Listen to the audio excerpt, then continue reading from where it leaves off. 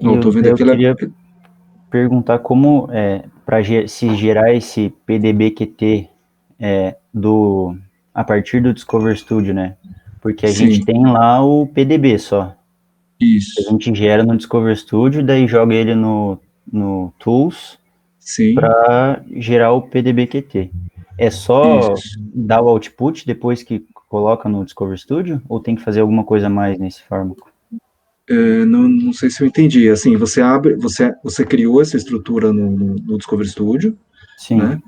Aí você salvou tipo em PDB, aí isso. você abre no Autodoc Tools Sim. e salva em PDBQT. Que daí hoje eu vou explicar o que que é essa história de PDBQT, PDB e tal, para ficar mais Ah, tá. tranquilo. E aí Então, daí é simplesmente você rodar ela normalmente. Você pode até fazer da linha de comando do Windows, né? É só criar aquele arquivo. Na verdade, assim, você precisa ter três arquivos: um arquivo de ligante, um arquivo de receptor, que é a proteína, e o arquivo de config, que é aquele que você coloca o nome da molécula, o tamanho da sim, sim. caixa, o centro da caixa, esse tipo de coisa. O meu boné ficou pequeno. Daqui a pouquinho, papai, vem. Daqui a pouquinho. Filho, aqui tá. As aulas online vai ser o próximo ano que a gente vai pegar um monte de aula online, vai ser sempre assim. Mas já põe para assistir também, porque ele já vai aprendendo desde cedo para ajudar na pesquisa. Não, ele ainda tá no AIOU, já tá difícil ensinar AIOU para ele, cara, nossa senhora. Falei, meu Deus do céu, os professores de ensino básico, eles merecem um prêmio, porque o negócio não é fácil, não. Sim. Você Tá fala, mais vamos lá, fácil. diga lá. Eu falei, tá mais fácil ensinar a gente a fazer doc molecular do que o A e o U pra criança. Não, chega uma hora eu falo, não dá, não, porque daí começa a falar de outras coisas, começa a falar de robô, de Power Ranger, de sei lá o quê. Eu falo, não, tá bom, tá bom, tá bom. Larguei. É complicado. Pessoal, vamos começar? Não sei se vai aparecer mais gente, o pessoal vai entrando aí. Tá entrando aí, então. Boa tarde, Raquel, Juliane. Vamos iniciar, então? Então, assim, a primeira parte é saber, e dúvidas, perguntas, boa tarde. O que vocês... Eu gostaria também de ouvir o feedback de vocês, que, assim, realmente eu gostaria de transformar esse curso em algo simples para trabalhar com, vamos dizer, iniciação científica para o ensino médio. Essa, vamos dizer, na verdade, esse tutorial que o Marco Geretti fez, colocou no YouTube, é para trabalhar com aluno de iniciação científica do ensino médio, ou seja, aluno de terceiro ano do ensino médio. Então tem que ser básico do básico do básico, né? O primeiro passo mesmo, né? E mesmo assim é difícil, claro, porque tem um monte de passos, um monte de coisa e tal para você instalar programas, né? Não é óbvio, né? Mas então, se alguém tiver algum comentário ou depois quiser mandar pelo WhatsApp, por e-mail, eu gostaria realmente de ouvir o comentário de vocês, porque a gente quer fazer a coisa mais trivial possível, né? Lembrando, só um outro comentário, assim, tem ferramentas de docking que você consegue rodar pelo celular. Você acessa uma web page, você acessa um servidor da web, e ele meio que faz tudo. Então, muito provavelmente, no dia que eu for trabalhar diretamente com o pessoal do ensino médio, eu vou usar essas ferramentas que não precisa instalar programa nenhum, né? Vou muito provavelmente para esse lado, né? Mas para alunos, de repente, que tenham interesse científico e tal, no terceiro ano, eu acho que eu entro um pouco com Vina, que dá um pouquinho de trabalho, mas você consegue enxergar melhor o que está acontecendo, né? Depois vamos dizer, de rodar algumas vezes, o programa fica um pouco mais fácil entender o que está sendo feito. Mas aí, perguntas, dúvidas sobre o tutorial, mesmo sugestões, comentários? Então, professor, eu só acho interessante o que eu fiz. Eu fui fazendo um tutorial e eu fui escrever, eu fui digitando os comandos. Tipo, abrir Sim, proteína, file, read molecule, proteína e tal. Tipo, e depois, quando eu fui fazer de novo, se eu não lembrava alguma coisa, eu não precisava voltar a procurar o vídeo. Daí entendi. tinha o script, vamos dizer assim, digitado, que é mais fácil de Ah, você legal. consultar. Pô, disponibiliza pra gente então, cara. Pode ser, Eu já depois eu coloco lá, disponibilizo. já coloco coloco desenvolvido por Matheus, Leal, tá, coloco certinho. Tá, depois eu Legal, passo. mas boa ideia, boa ideia. Deixar tipo um script. O tutorial original desse Autodoc tem esse script. Tem exatamente esse script que você falou. É bem legal, mas assim, ele é super detalhado. Chega uma hora que você meio que se irrita, o nível de detalhe é tão grande assim, que você até se irrita, mas num nível assim razoável, onde tem os passos de uma maneira mais simplificada, é bem legal mesmo. Uma boa ideia, cara. Sim, é só para Deu? consulta, né? Porque às vezes, quando você está começando, às vezes você não lembra exatamente, agora primeiro o que eu faço para ver a torção. Ah, tá, primeiro é isso, depois é, sabe? Daí às vezes é mais rápido que você voltar no tutorial, procurar a parte do vídeo.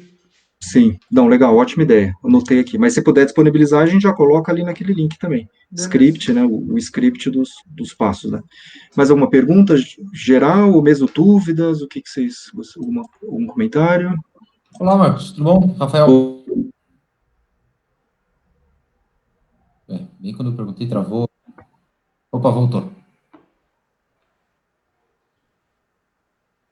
Travou aí ou. Não, voltou já, Travou Marcos. aqui? Vocês estão me ouvindo? Beleza. Isso. Então, a impressão que eu fiquei, eu fiz mais ou menos o que o Matheus falou, né? Fui pegando os vídeos e fui anotando à medida que eu fui fazendo, até para fixar algumas coisas. Mas uma coisa que eu até Sim. tinha perguntado lá no WhatsApp esses dias, Tá. é que assim, a gente faz abre os arquivos os PDBs, né? E os PDBs QTs, que são os que têm ali o campo e as cargas, né? Sim. QT, é um modificado. Mas quando eu vi no Autodoc Vina ali, quer dizer, tem o Autodoc Studio, né? Que ele chama o Autodoc Vina por trás, né? Isso. E daí o que eu estava fazendo foi chamar sempre o Vina da linha de comando. Então, Sim. né? Então, daí, nesse caso, o que a gente faz, aqueles negócios que a gente configura, a caixa, a coordenada, né, para pegar um pedaço da proteína ali, Sim. a impressão que me deu é que ele usa só o arquivo de configuração, aquele conf.txt. Ele ignora a parte que está no Autodoc. Só isso, cara. Só isso. Assim, se você. Na verdade, você não precisaria nem usar esse Autodoc Tools. Você poderia Então, fazer tudo você poderia fazer tudo pela linha de comando. abrir um TXT, né? E vai fazendo tudo pela linha de comando. Usar, tipo, o Discovery Studio para você ver mais ou menos a posição da caixa, localizar o tamanho da caixa, mas você poderia fazer praticamente tudo pela linha de comando. O que eu estava comentando com o pessoal agora há pouco é que esse tutorial foi feito pensando em iniciação científica para o ensino médio. Aí por isso que a gente pensou, vamos fazer o máximo visual possível, porque o pessoal de, sei lá, de 14, 15 anos não tem noção o que é prompt de comando, DOS, esse tipo de coisa. Eu acho, pelo menos, né? Então nessa a gente fez nesse esquema, mas sem dúvida nenhuma, dá para fazer dessa forma também. Legal. Então, entendi bem, assim, não estava tão perdido. Ele até comentou, gosto que ele dá um número, ele é acho que quase um elementos finitos ali, né?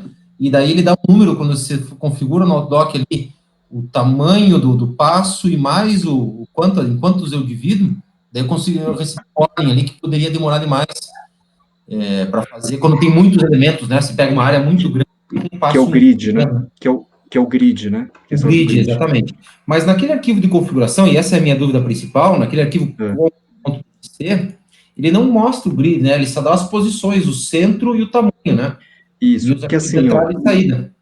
Esse programa Autodoc, na verdade são dois programas, tem o chamado Autodoc e o Autodoc Vina.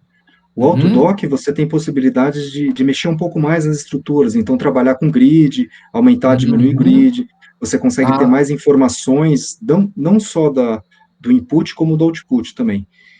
Só que o Autodoc Vina, ele é muito mais prático para trabalhar, e dá respostas até melhores do que o próprio Autodoc. Então a gente acaba usando o Autodoc Vina, que é mais direto, e o grid é setado em 1 angstrom, é isso. Não tem como mexer mais que isso.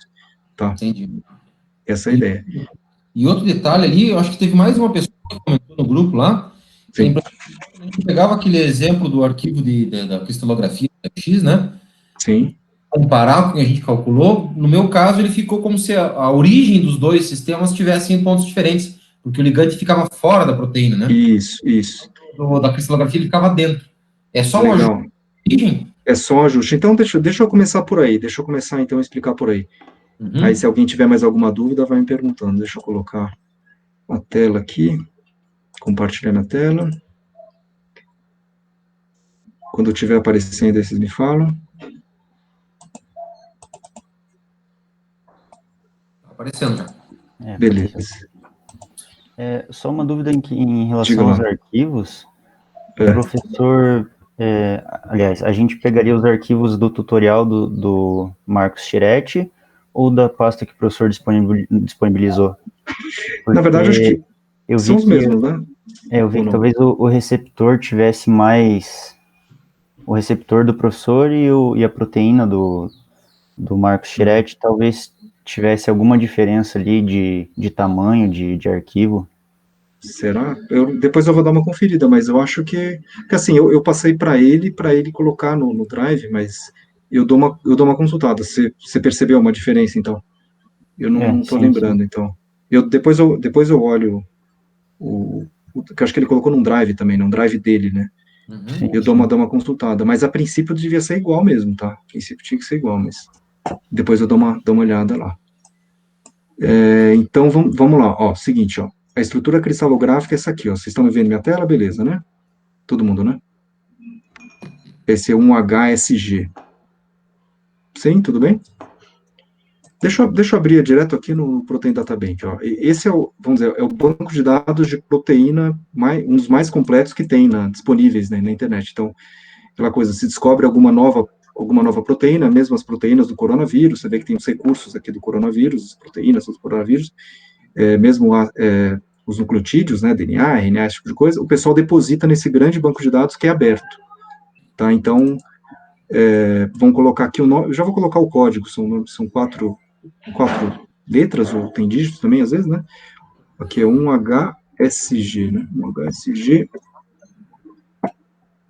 eu vou baixar essa estrutura, né? Então, tem a estrutura cristalográfica do HIV, né? É uma proteína chamada protease, ela digere proteína, né? É complexado, então ligado num ligante que é o indinavir, né? Ele não coloca aqui especialmente indinavir, mas é um ligante que é um inibidor, né? Que ele é utilizado comercialmente, o indinavir. Então, vou baixar o PDB dele, que está aqui, e vamos abrir aqui, tudo bem, vou substituir, e vou abrir aqui no Discovery Studio. Aí vai abrir aqui a HIV protease já com o inibidor ligado, né? Ou seja, esse inibidor ele vai inibir a ação dessa protease para matar o vírus, né? Seria isso. Para fazer com que o vírus não se reproduza, né? E aqui eu vou pegar um resultado, espero que seja o receptor que eu peguei ali do site, espero que ele não seja o mesmo. Ó. Vou colocar o receptor e vou colocar o resultado aqui. Receptor, resultado. Então, seguinte, ó, vou colocar resultado, dá um Ctrl C, selecionei a molécula, Ctrl C, joguei aqui no receptor. Eu encontrei duas energias, todo mundo encontrou mais ou menos menos 15 quilocaloria, alguma coisa assim? Todos encontraram mais ou menos esse valor de energia? Sim, menos 15, menos 13, eu acho que encontrou uma coisa Isso, isso. Mas todos, né? Veja que tem, então, ele encontrou duas formas de encaixe. Você pode mudar isso aí à vontade, né? Na verdade, à vontade não, você pode colocar até 20 possibilidades no Autodoc Vina, então ele encontrou dois encaixes. Como a proteína é simétrica, então ele encontra duas interações bastante simétricas, tá? E aqui está a proteína original, né? Proteína original.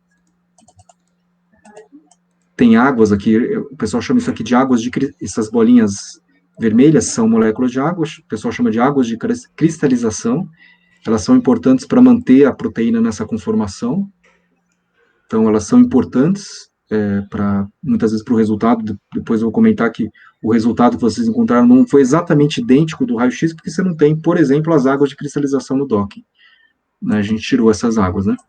Então deixa eu fechar aqui, e aí eu vou colocar esse arquivo aqui em cima do outro. Eu vou dar um Ctrl C, Ctrl V, e ele vai ficar deslocado, que eu acho que é isso que vocês viram, né? Foi isso que vocês perceberam, né?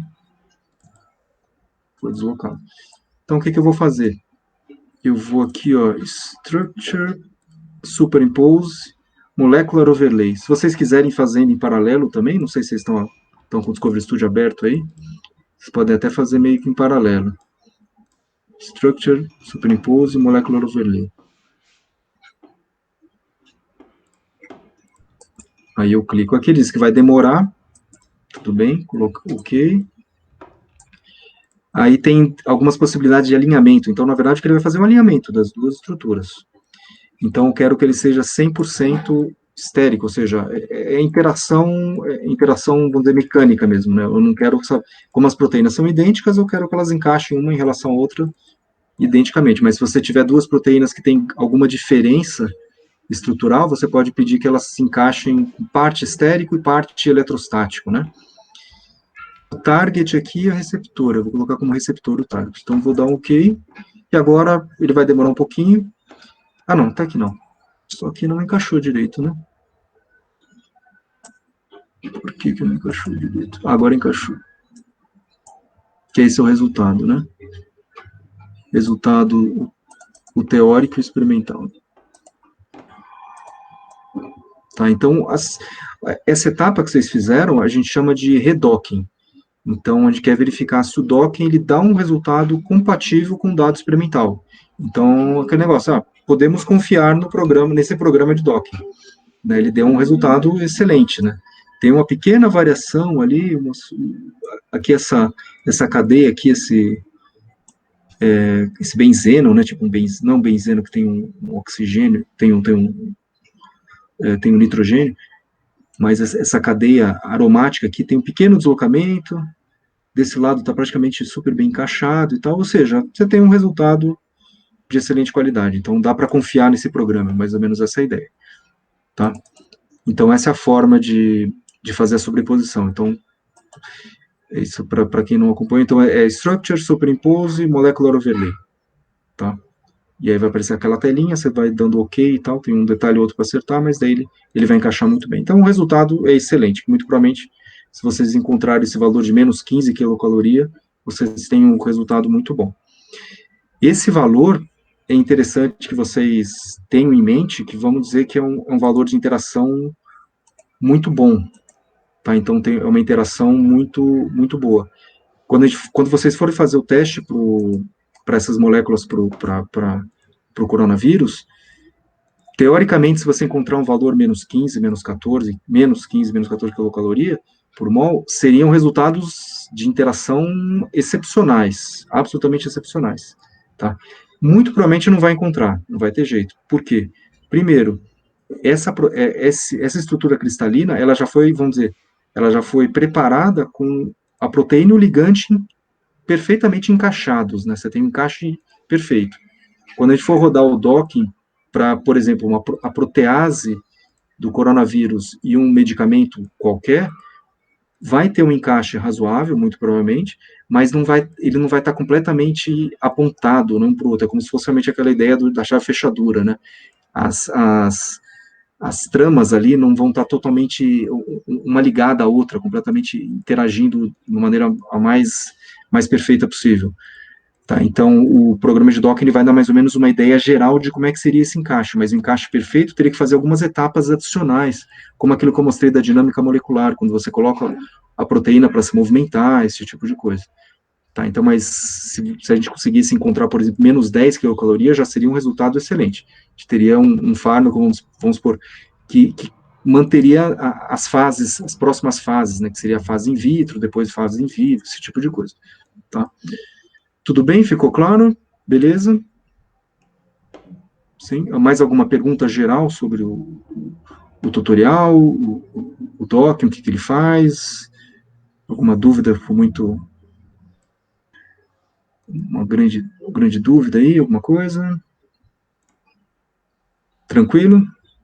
Então vamos lá, deixa eu mostrar então professor, os resultados. Diga lá. Só isso, aí o professor plotou aquilo ali, fez o overlay, e ele Sim. deu o fármaco ficou um pouco separado. Como é que o professor fez para aparecer o fármaco normal? Você selecionou alguma... você selecionou o primeiro, isso, de menor energia. Deixa eu só ver se eu entendi o que você falou. Ó, aqui é a estrutura do raio-x, né? Sim. Aqui eu tinha a estrutura do receptor com o ligante, que eu já tinha dado Ctrl+C, Ctrl+V, eu joguei o ligante aqui, certo? E aí eu coloquei os dois na mesma tela, que é o receptor, que é que é a minha proteína mais o ligante, o resultado, vou colocar até aqui, resultado docking. Resultado docking. E aqui é o raio-x. Isso. Aí, aqui, tá. Não, aqui, o céu, onde está céu, aqui é o raio-x. Tá certo. Tá, então só para mostrar. Vou colocar o receptor do docking, o resultado do docking, e aqui é o raio-x. Sim. Tudo bem? É que o anterior ali ficou um pouco separado, que foi o que deu no meu aqui. Mas agora deu certo. Obrigado. Tá, imagina. O Discovery Tools é interessante que você pode colocar direto os resultados, jogar aqui direto, aqui, por exemplo, resultado, você coloca direto assim, ele já vai aparecer, né? Como eu não fiz o alinhamento, ele está fora da proteína, né? Mas dá para fazer dessa forma também, né? Deixa eu só deletar isso aqui. Bom, deixa eu mostrar os resultados que vocês, pelo que eu vi aqui que vocês colocaram no Drive, eu acho que todo mundo encontrou as posições, né? Então aqui, por exemplo, do Rafael, então encontrou as energias menos 15, menos 13, beleza, tá? Mais ou menos esse range de energia que ele interage mesmo. Aqui a comparação aqui dos aminoácidos do docking, dos aminoácidos do raio-x. Então, legal, ó, daqui até aqui tá idêntico, né? Ele mostrou aqui a interação 2D também, né? Que muitas vezes é até mais fácil de enxergar.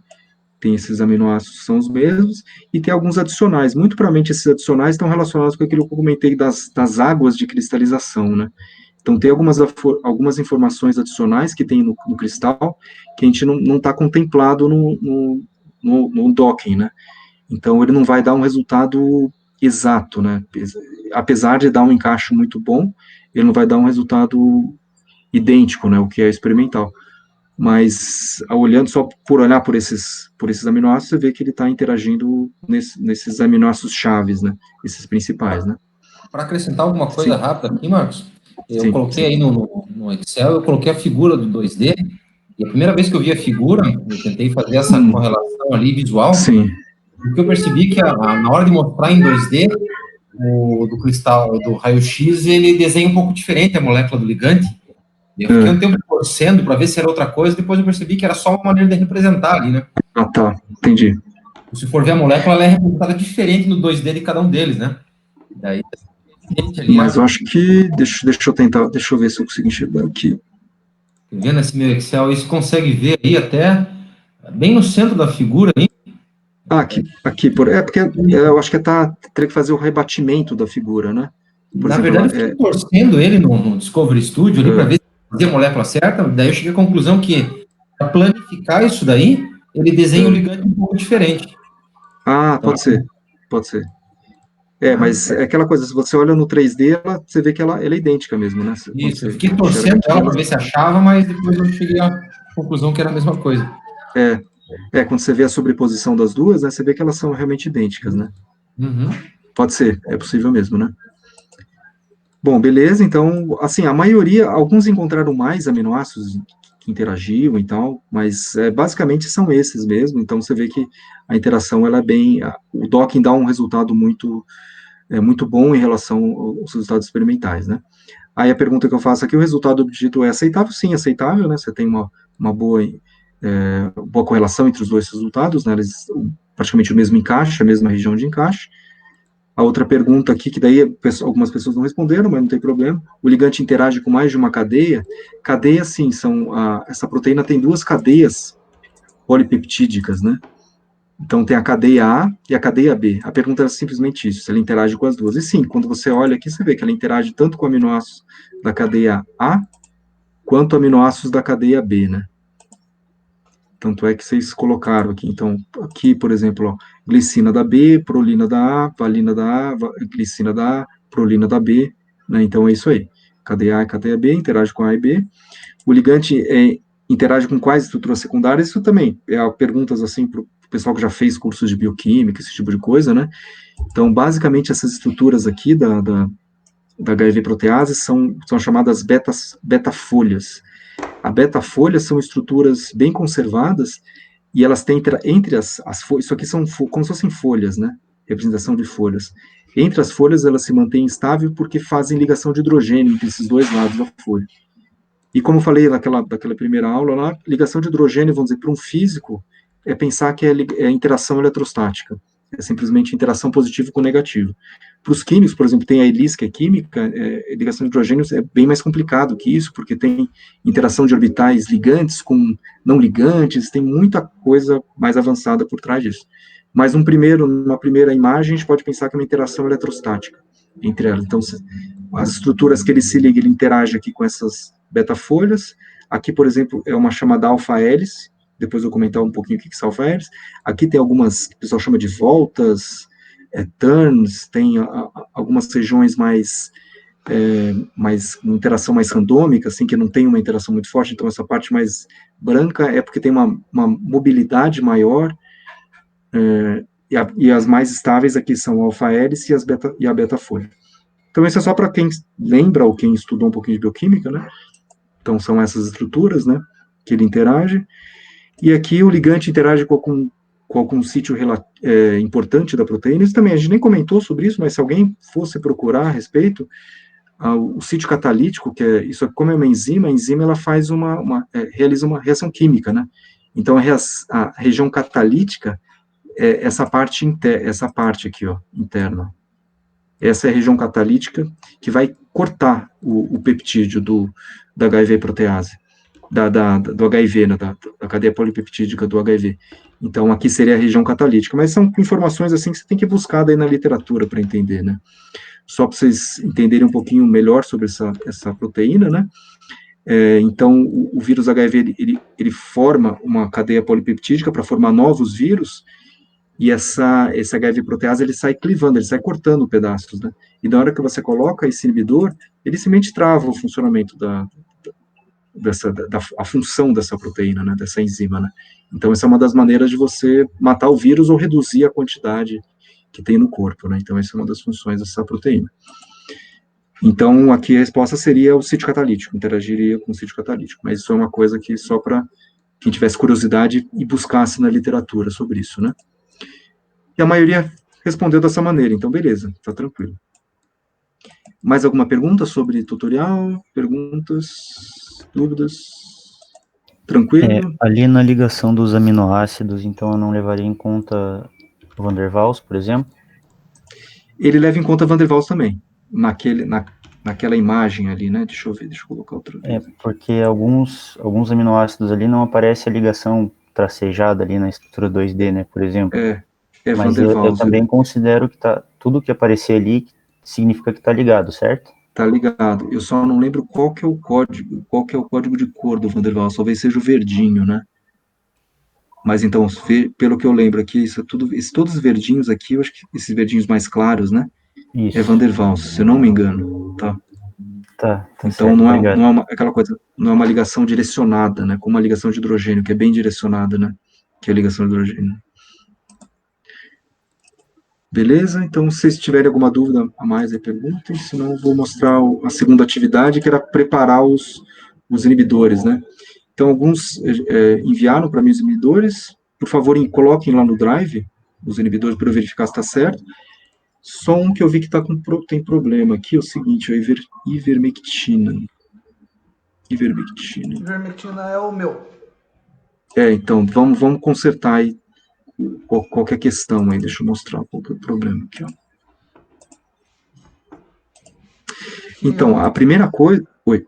Na verdade, o que eu tinha feito ele, e depois eu tinha mandado ele ajeitar, ele arrumar as estruturas, né? A geometria. Mas Sim. Quando eu fiz isso, ele arrumou as estruturas, mas parte que estava mostrando na forma, que era para atrás do plano, ficou na frente. Tipo, ele parece que tinha atrapalhado mais do que...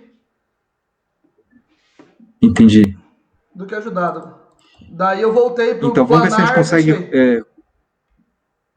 Tá, vou abrir aqui. Tá. Não, vamos ver se, assim, só uns detalhezinhos, não é que tá errado, mas só uns detalhezinhos. Então, a primeira coisa, a gente coloca hidrogênio, para verificar, então, o Hzão aqui, né, coloca os hidrogênios, tá, então, coloquei os hidrogênios, e a gente pede para dar uma aquela chamada relaxação estrutural, né, uma otimização de geometria, né.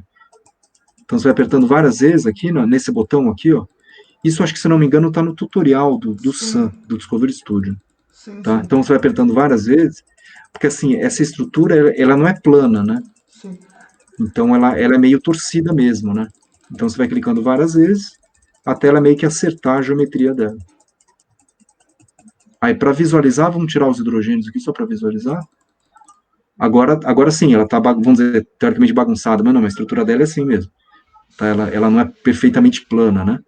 Sim. Aí, aquela coisa, aí coloca o hidrogênio, salva como PDB, e aí depois no Autodoc Vina a gente roda com os hidrogênios, ele vai tirar algum desses hidrogênios, mas para colocar no autodock, para rodar no autodock, tem que colocar todos os hidrogênios, tá? A única observação é essa. Fazer otimização e colocar os hidrogênios. Tá, eu tinha Beleza? feito a otimização sem colocar os hidrogênios, e daí que eu falei que parece que ele tinha torcido pro lado errado as coisas, pelo menos da forma estrutural que eu tava olhando, né?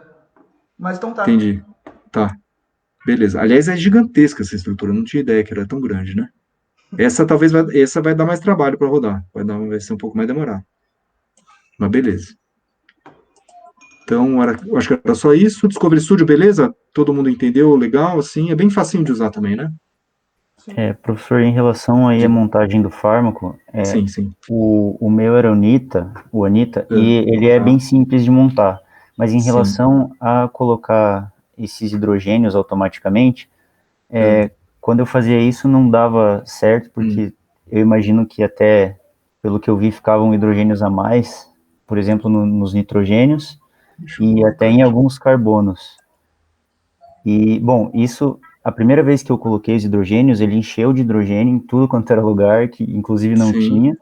Inclusive naquele oxigênio ali, eu tive, onde apareceu hidrogênio, eu tive que tirar porque na fórmula do NITA diz que é o oxigênio ionizado, essa parte aí. Beleza, então tira Mas esse cara a primeira vez que eu coloquei, ele encheu de hidrogênio até onde não devia, inclusive nos carbonos que já tinham completado as ligações, e para otimização da geometria também, quando eu fui montar o anel aromático, eu dei a otimização de energia, aliás, a otimização espacial, né, de energia, sim. E ele, agora não, mas quando eu estava começando a montar, ele meio que contraiu o anel aromático ali, ele otimizou e contraiu. Então foram esses dois erros assim que eu encontrei, só essas duas dificuldades na hora de montar. Isso. Em geral, assim, o que pode dar erro é quando você não coloca as ordens de ligação, tipo ligação simples, ligação dupla. Aqui são duplas alternadas, né? Então a região aromática, né? Então, em geral, isso que ele dá erro. O ideal, assim, você faz a estrutura sem hidrogênio, no final você coloca todas as ligações certinhas, ligação simples, dupla e tal, aí você pede para colocar hidrogênio, né? Aí, beleza, isso aqui é legal, é uma informação adicional que você já viu na literatura, que esse cara é ionizado, né? Esse cara, então, não existe. Mas, a princípio, você vê, o Discovery Studio colocou um hidrogênio aqui, né? Tá, então, legal que você pesquisou e viu que realmente não tinha hidrogênio aqui. Mas isso eu também teria que pesquisar. Para rodar, a princípio, eu não preciso colocar mais hidrogênios do que já tem nessa amostra. Não. Poderia pegar por aqui, só tá essa molécula e rodar. Tá certinho. Assim, as regras básicas, assim, é o que eu sei também, né? Carbono, 4 ligações, oxigênio, 2 ligações, nitrogênio, 3 ligações, aqui o enxofre, 2 ligações, é isso, é basicamente isso aqui.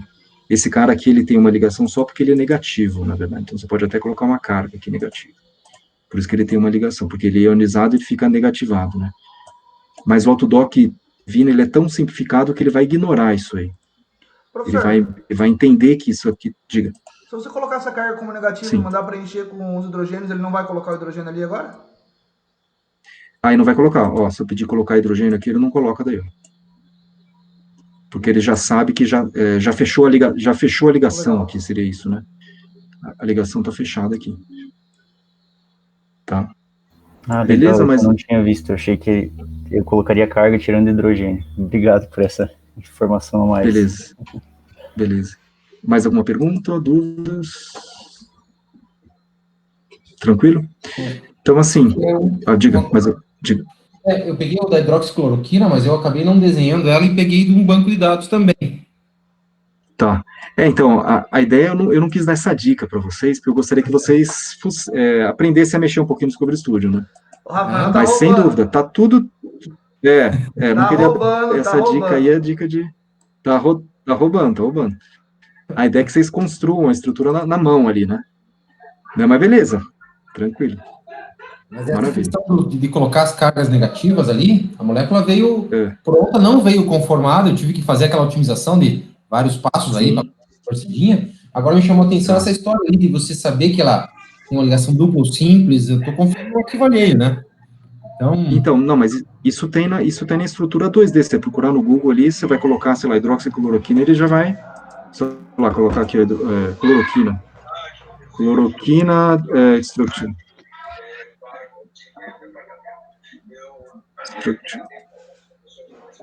Ele já vai te dizer, ó, se tem ligação dupla, ligação simples, né?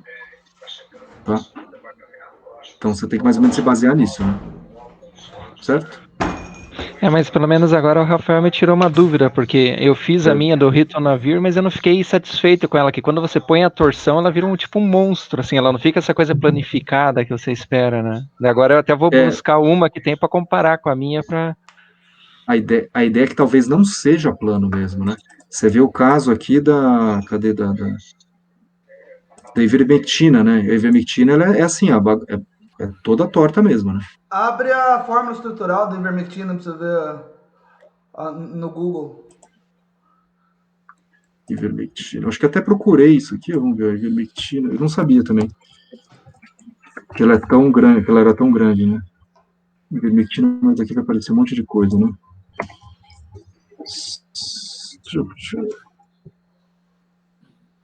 É um monstrinho, né? Sim. E a Altânio torção, né? Para trás do plano. E se eu não me engano, acho que a ivermectina que não interage com o coronavírus, ela está associado àqueles mecanismos de inflamação das células, né? Ela vai combater exatamente aquele excesso de inflamação na célula que é gerado pelo coronavírus. Se não me engano, ela não interage, mas a gente vai fazer o teste com as proteínas do coronavírus mesmo. E aceita diferente da que eu vi. Isso é uma coisa que depois a gente vai ter que pesquisar daí. Vamos dizer, para a atividade final, que é da próxima aula, a gente vai fechar a próxima aula, aí eu vou pedir, tipo, só um levantamento breve para vocês me dizerem originalmente para que serve esses fármacos, né? Tá. Mais alguma pergunta?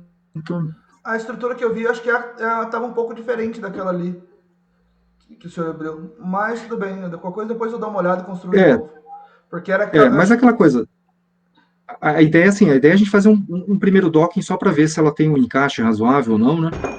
Aí, se você aquela coisa, se gostarem da brincadeira, a gente pode trabalhar um pouco mais para frente, né? Mas a princípio vamos trabalhar com uma que você encontrou, né? Depois a gente pode consultar mais para frente. Se tem alguma diferença, né? O que tem de diferente, né? Beleza? Mais perguntas? Dúvidas? Então, beleza. Deixa eu mostrar um pouco do que eu preparei para a aula de hoje. E a mesma coisa, vão perguntando. Dúvidas, vão me parando aí, vão perguntando. Eu vou tentar ser bem rápido, tá? Para não ficar muito, para não demorar demais também, né? Mas aí vão me perguntando aí. Eu vou começar com o docking, comentar um pouquinho do docking, né? Para tirar algumas dúvidas, muito provavelmente que vocês tiveram, né? Lembrando, então, a gente vai trabalhar então com esses compostos, mas cada um vai fazer um diferente do outro, tem alguns que estão repetidos e tal. Então, o que a gente vai trabalhar hoje é essa primeira dúvida, que a gente já sanou essas dúvidas. Eu vou falar um pouquinho sobre proteína, sobre a proteína o vírus do HIV rapidamente, o genoma do COVID e a atividade final, tá? Então, essa é a ideia. Então, eu vou começar agora a partir daqui. Proteína, vírus, HIV, COVID e definir essa atividade final para a próxima semana. Bom, o que vocês fizeram basicamente foi isso. Pegaram um receptor, que é o HIV protease, um ligante, que é o imidinavir. Ele fez o encaixe, que é muitas vezes chamado de complexo na interação, então, do ligante na proteína, e forneceu para a gente uma energia livre de ligação, né? E aí vocês encontraram valores menos 15, menos 14, menos 13, por aí. A primeira vez que você roda o dock, às vezes é muito confuso, tem muitos passos, muita coisa, mas depois você faz 2, 3 vezes, o que você precisa é simplesmente isso, 3 arquivos de input. Você precisa de um arquivo de receptor, um arquivo com ligante e um arquivo de configuração, que é o config. É só isso. Tá? Então, depois de um tempo, você faz rapidamente aquela coisa. Você pode rodar por script, você faz roda milhares de compostos no computador, e se você só vê os resultados finais. Então, a coisa é simples, o dock é um programa extremamente simples. Tá? Apesar da primeira vez, pode ficar um pouco confuso para entender. Tá? Então, primeira coisa, para entender então tem uma sopa de letrinhas, o que é o PDB, PDB-QT, né? Então, a gente trabalha com o ligante PDB e o receptor PDB. PDB é simplesmente uma extensão de Protein Data Bank, tá? Que é o site, é um banco de dados de proteína. as informações que a gente tem, deixa eu mostrar aqui, deixa eu abrir num editor de texto aqui, ó. Então, o que tem nesse arquivo PDB, afinal de contas? Então, cadê doc? Então, ligante, ó, PDB, só que eu não tenho PDBQT, né? Vou pegar pegar aqui esse PDB aqui. Aqui é o arquivo do raio-x, tem então um monte de informação, como é que foi feito o raio-x, um monte de informação experimental, mas o importante para o docking é essa parte aqui, ó, a partir daqui, ó. Ou seja, tem as coordenadas x, y, z de cada um dos átomos, só isso. Então, essa é a informação que a gente tem. Então, tem um nitrogênio de um primeiro aminoácido, que é chamado prolina, e tem a coordenada x, y, z. Depois, o segundo átomo, um carbono, que vou colocar aqui, ó, carbono, coordenada. Carbono, coordenada. É isso que a gente usa, basicamente. Tá? Informação tridimensional da estrutura, tá?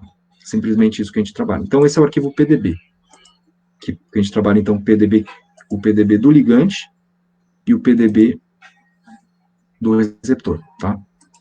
E o PDB-QT, a diferença é que você tem o quê? O programa adiciona uma carga elétrica e adiciona uma torção, por PDB-QT, tá? Então, além das coordenadas x, y, z, você coloca, então, para cada átomo, uma carga elétrica e um ângulo de torção, né? Então, carga elétrica seria o seguinte, então, vamos dizer, a molécula de água. A molécula de água, ela é neutra, mas ela tem uma polaridade, o oxigênio é um pouco mais negativo e o hidrogênio é um pouco mais positivo.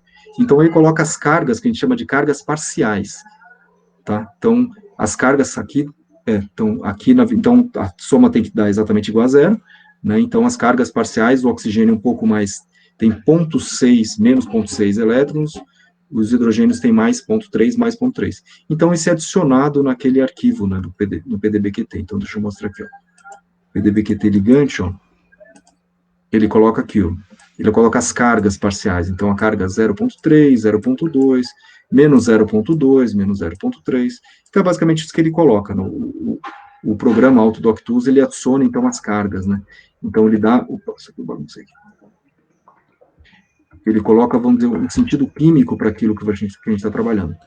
E também adiciona também os ângulos de torção, que a gente diz, né? Então, veja que tem algumas torções aqui, né? Então, as torções estão relacionadas com as ligações simples. Onde tem ligação simples, a molécula pode girar, né? Ela pode torcionar. Então, ele adiciona também as possibilidades de torção. Então, deixa eu voltar naquele arquivo ali, ó. Aqui, por exemplo, nesse ligante, ele adicionou 6 torções, né? Ele encontra 6 torções. Ele faz essa organização, ele coloca o arquivo de tal forma que ele adiciona 3 possibilidades de torção da molécula.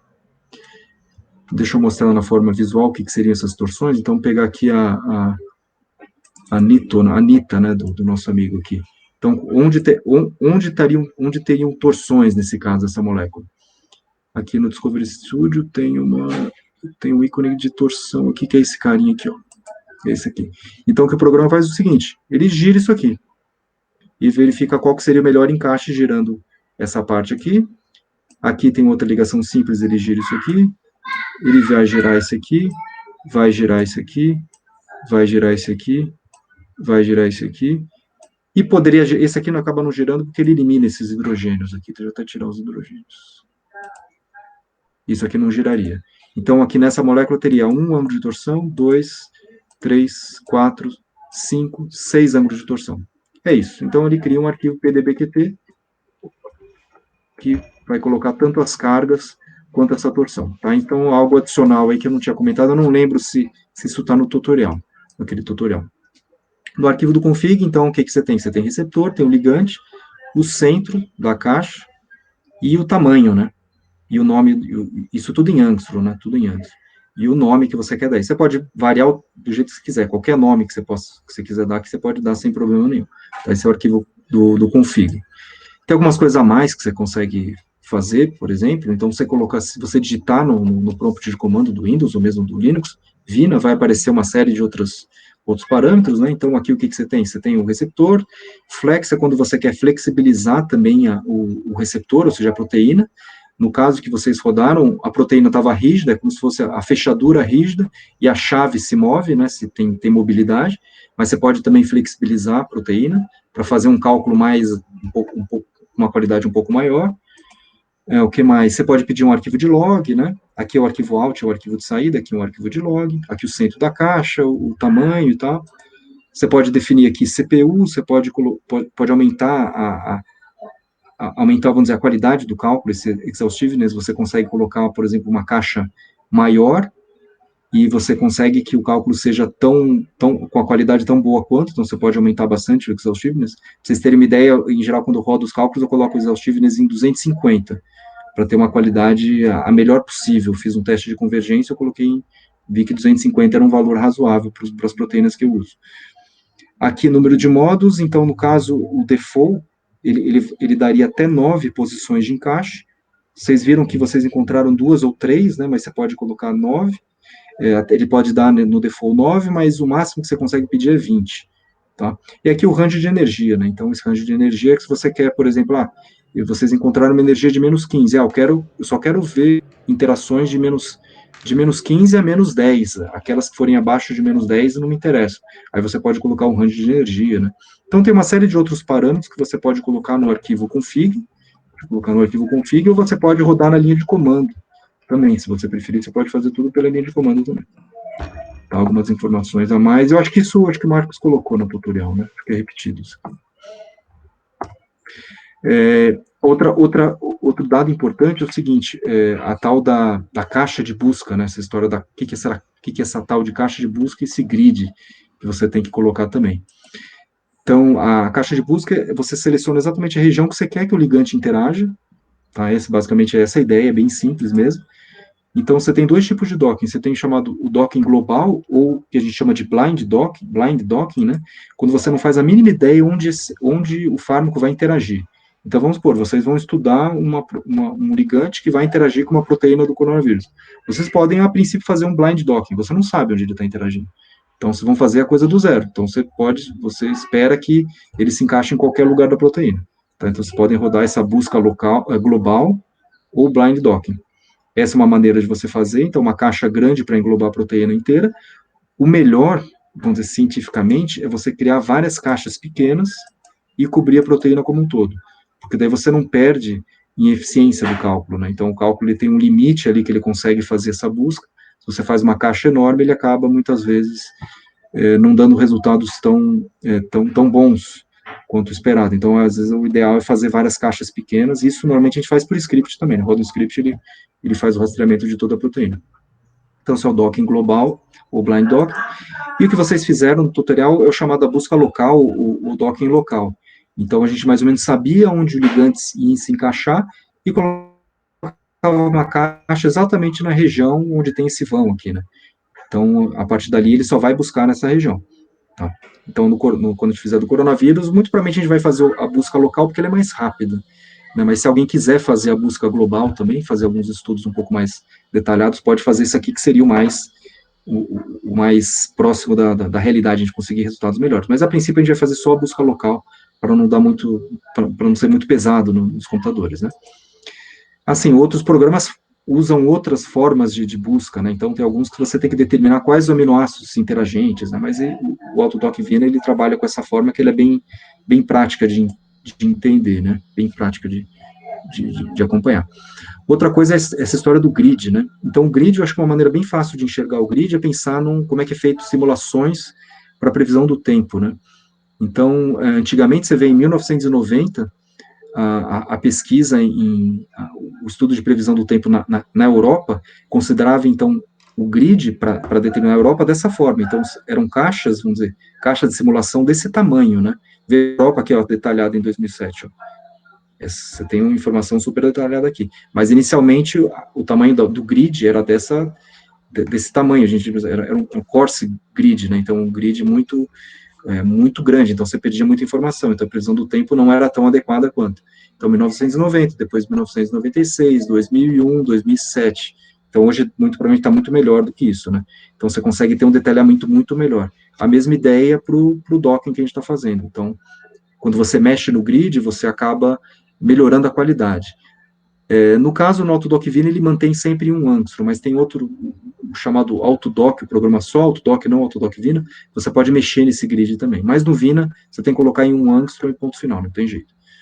né? Aqui outra ideia de como é que é na meteorologia, né? Como é que seriam essas caixas de simulação, e se estuda todas as transferências de informação, de energia, os fluxos de ar que passam de uma caixa para outra. Então você consegue melhorar muito a tua simulação, a tua previsão do tempo, quanto menor for esse grid, né? Então, isso é extremamente interessante, é uma tecnologia que é utilizada, assim, em muitas áreas, né? Aqui tem informação como é que é feito, toda essa questão de previsão do tempo, desde 1960 até, vamos dizer, os dias atuais, 2010, né? Então, todas as informações que são obtidas através das transferências de informação, de energia e de massa entre as caixas, né? Então, meteorologia também é uma área interessantíssima, né? Um dia eu vou querer aprender um pouco sobre isso. Bom, o que faz o docking? Tem o ligante, tem o receptor, ele vai fazer um docking, é um algoritmo de busca conformacional, ele vai encontrar N posições, internamente ele encontra milhares de posições, aí usa uma função o scoring function, né, é uma função de pontuação, essa função de pontuação tem características empíricas, estatísticas, campos de força físico, e a partir dali ele vai conseguir encontrar qual que seria melhor encaixe para nosso ligante na proteína, que é o complexo, é aquilo que vocês obtêm. Então, tem uma série de algoritmos que rodam internamente e a gente acaba vendo basicamente só o resultado final, mas tem muita coisa por trás desse docking. E o AutoDockVina, ele é bem fácil de enxergar, porque ele é muito direto, né? Ele já dá a resposta rapidamente. E lembrando que essa ferramenta de docking que a gente está trabalhando, ele utiliza só as interações não ligadas, as não covalentes, né, exatamente essas que a gente está trabalhando. Então, hidrofóbica, eletrostática, ligação de hidrogênio, interações PP, né, que é pi-pi interactions, van der Waals, esse tipo de coisa. Tudo bem? Estão acompanhando? Tranquilo? Sim, sim. Beleza.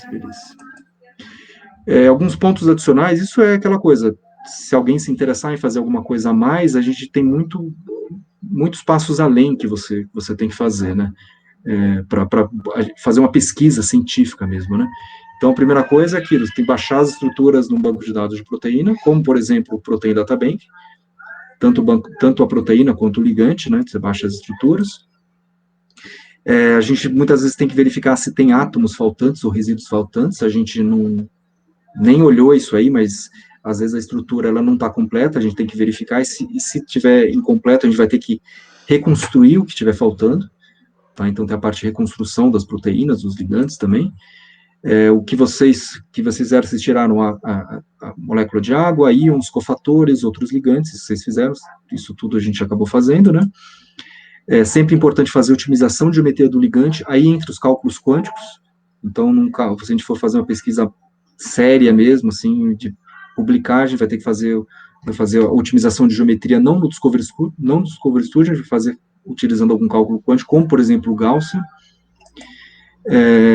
Aqui, no caso, a gente coloca os hidrogênios, a gente adiciona os hidrogênios no Discovery Studio, mas, em geral, a gente tem que verificar o pKa. Aí entra bem o pessoal da química, que trabalha bastante com isso, tem que saber qual que é o pKa do composto e qual que é o pH do que a gente está trabalhando. Então, em geral, em biomoléculas, né, a gente está dentro da célula, a gente está com nível fisiológico, 7,4, mas se você estiver estudando um medicamento para agir no estômago, a gente tem que saber qual que é o pH do estômago, e aí a gente vai ter que verificar quais são os hidrogênios ionizáveis ou não no pH do estômago. Ou seja, tem uma série de outras coisas que a gente tem que verificar. Em geral, a gente roda não só numa outra coisa que depois eu coloco no sétimo item, a gente utiliza várias ferramentas de docking, não só o Vina, a gente compara com outras ferramentas de docking também para ver se o resultado é igual em diferentes programas de docking, e muitas vezes a gente faz a dinâmica molecular para melhorar ainda melhor o resultado, né? Então, são várias etapas que a gente acaba seguindo para fazer a publicação, efetivamente, desses resultados de docking, né? Bom, é isso que eu queria comentar sobre o docking. Mais alguma pergunta, dúvida sobre o docking? Conseguiram compreender a ideia? Sim? Sim, e professor, na parte das torções, quando a gente está criando fármaco, a gente pode deixar isso livre, porque na hora de rodar o programa ele vai calcular essas torções também no receptor? Isso, não, assim, na verdade o receptor a gente deixa ele sempre rígido. A gente está trabalhando, vamos dizer, a fechadura é rígida, e o ligante, que é a chave, que é flexível. Mas tem uma outra opção da gente fazer o receptor ser flexível, mas a gente não vai fazer isso vamos dizer, nesse mini curso, né? Mas Não, eu digo o essa próprio possibilidade. fármaco. Na hora que a gente está montando o próprio fármaco mesmo, o professor mostrou para a gente as torções, né? E Tá, quando entendi. eu percebi que quando eu fui otimizar a geometria, que é automático, né? Ele realmente otimizou, a Anitta fica aquela molécula plana mesmo, mas Sim. se eu pegasse uma das ligações e fizesse a torção dela, Sim. na hora de dar a geometria, ela já otimizava com a molécula de outra forma. Então, eu pergunto se a gente precisa já deixar essa geometria otimizada, Sim. ou ele faria isso automaticamente na hora de rodar. A geometria otimizada, o que é? Ele vai fazer um acerto das distâncias de ligação, de tal forma que seja o mais parecido com o modelo real, né? Um cálculo, e para a gente, assim, um cálculo quântico, seria o mais próximo do real, a gente usaria um cálculo quântico. Agora, essas torções, o programa ele vai fazer automaticamente para ver se ele encaixa melhor girando aqui ou não. Tá? Essas torções aqui, é o próprio Autodoc Vina que vai fazer. Tá? Agora, Então, a otimização de geometria... Para rodar, a gente precisa deixar otimizado, então, ou a gente pode salvar, por exemplo, assim, e na hora que ele for rodar, ele já faz isso? Não, então, a gente tem que otimizar a geometria. Por exemplo, ó, deixa eu mostrar. Eu vou construir uma molécula de água aqui. Ó. Eu digo isso porque, especificamente na ligação saindo desse anel benzênico para o resto da cadeia que tem o enxofre, se eu rotacionasse ela um pouco, na hora de otimizar a geometria, ele já ficava rotacionado ao contrário mesmo. Então, Tá. eu digo ali a posição por exemplo, daquele anel com enxofre, o enxofre ficava apontado para o outro lado, no caso, mesmo otimizando a geometria. Então, dependendo de como eu deixasse essa torção, ele otimizava a geometria com o enxofre virado para um lado ou para o outro. O que você diz virado para um lado? Eu não estou entendendo. O que significa esse enxofre virado para um lado ou outro? Torcer a ligação que sai do anel benzênico para essa cadeia. Essa aqui. Isso. Se você torcer ele, a ponto do enxofre, porque essa molécula é plana, né? A ponto do enxofre virar para o outro lado, assim, tá. E otimizar a geometria, pelo que eu tinha visto, ele acaba otimizando esse enxofre virado para lá mesmo. Então, dependendo de como... então... Não, mas isso não tem problema, porque isso naturalmente a molécula vai fazer isso. Imagina que essas moléculas elas estão no meio ambiente numa temperatura de 36, 37 graus. Ela vai ter esse movimento natural. A molécula ela vai se movimentar, ela vai fazer isso aqui, normalmente. Então não teria problema. Então, não tem problema, não se preocupa. Assim, o que tem que prestar atenção é o seguinte, vamos dizer, ó, vou construir uma molécula de água aqui, que é mais fácil que tem. Cadê aqui, ó? O lápis aqui, ó. Vou colocar aqui, então, molécula de água. Aqui oxigênio. Aqui hidrogênio. Aqui hidrogênio. Se eu rodar a molécula de água, ou seja, molécula de água plana, desse jeito. Se eu rodar no Autodoc Vino essa molécula de água, ele vai achar que a molécula de água é dessa forma. Tá? Isso está errado, né? A molécula de água ela tem um ângulo, né? Aí sim, você tem que fazer uma otimização de geometria. Aí sim, ó. Fez a otimização de geometria, ela ficou angulada. Tá ok? Então, a otimização de geometria serve para você meio que corrigir essas ligações, essas ordens de ligação, essas ligações, essas interações entre os átomos. Tá? Agora, o ângulo de torção, isso, naturalmente, a molécula vai ter essa mobilidade. Tá? Então, toda ligação simples, eu não encaixo isso aqui, toda ligação simples, ela permite que tenha essa mobilidade. Tá? Muito provavelmente não vai ser uma mobilidade de 360 graus, mas ela vai ter um pouco de mobilidade. Tá? Porque, por exemplo, essa interação é repulsiva, né? Tá vendo? Esse oxigênio está em cima desse nitrogênio.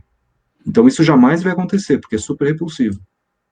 Mas uma vibração desse tipo aqui, ó, isso muito provavelmente vai acontecer. Tá? Uma vibração desse tipo, muito provavelmente vai acontecer.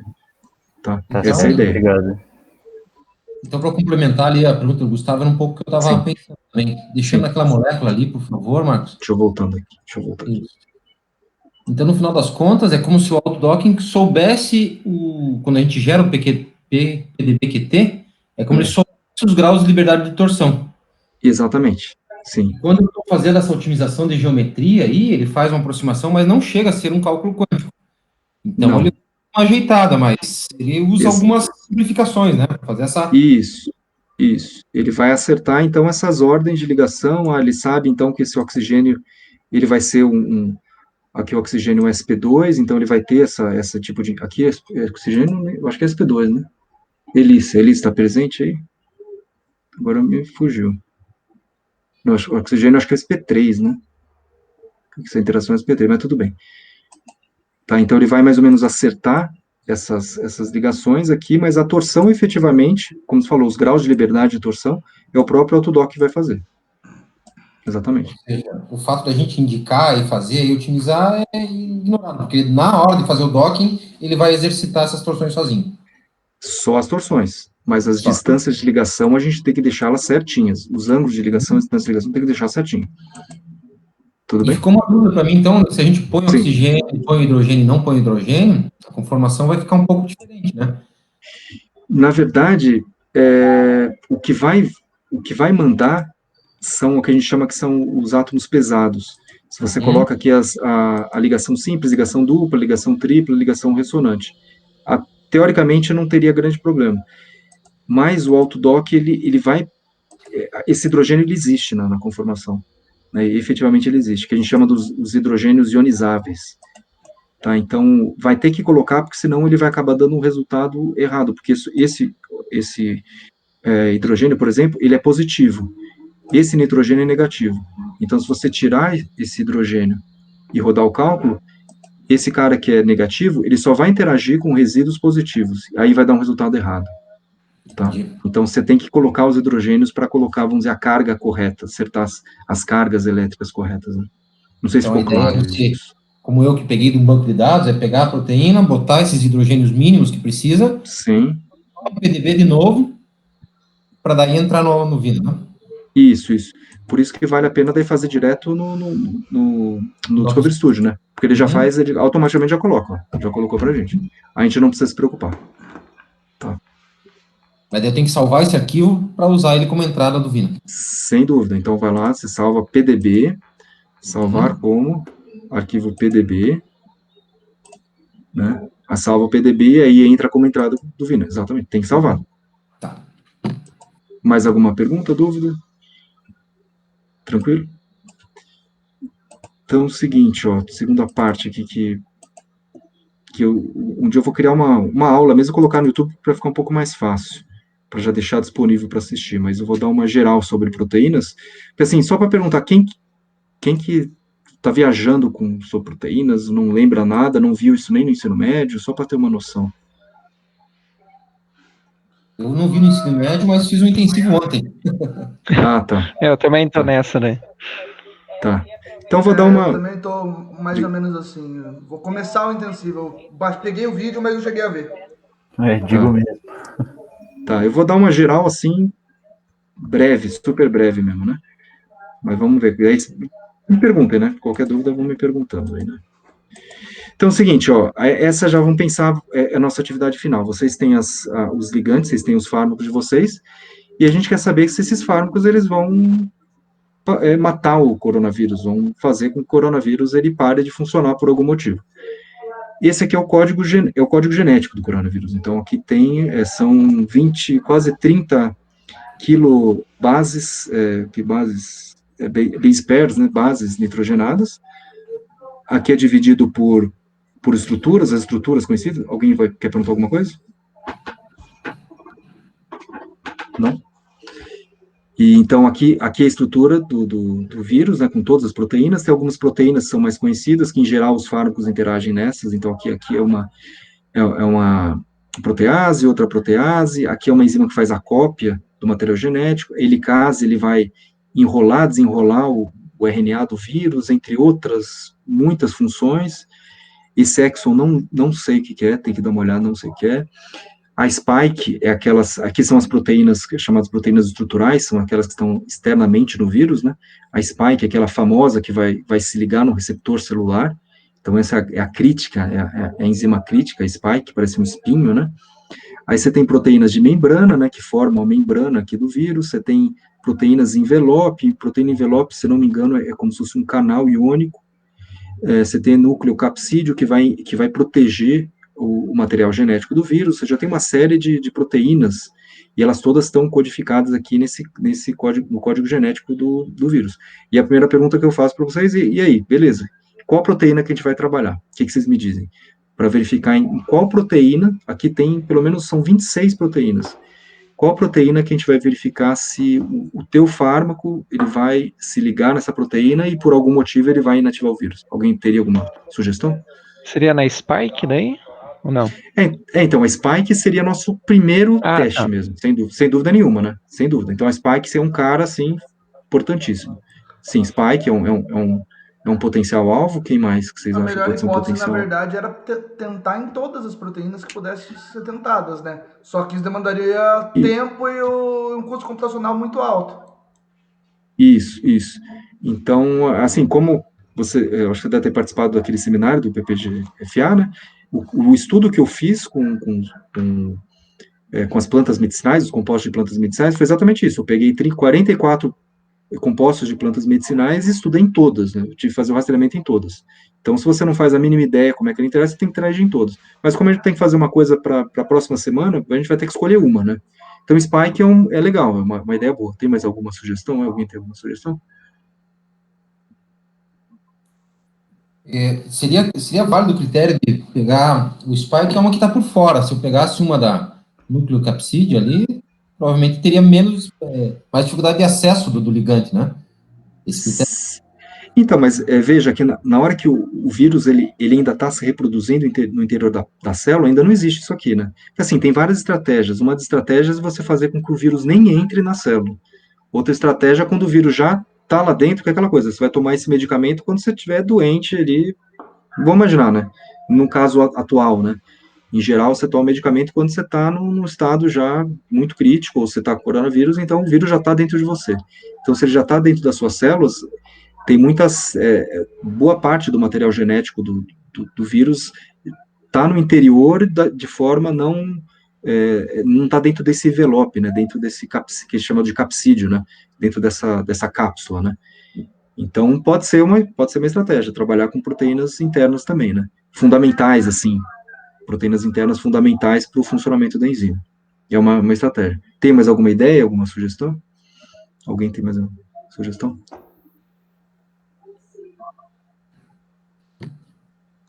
Qual que é a proteína que é responsável pela reprodução do vírus? Não é a que você falou que corta as cadeias dele para Então, reprodução?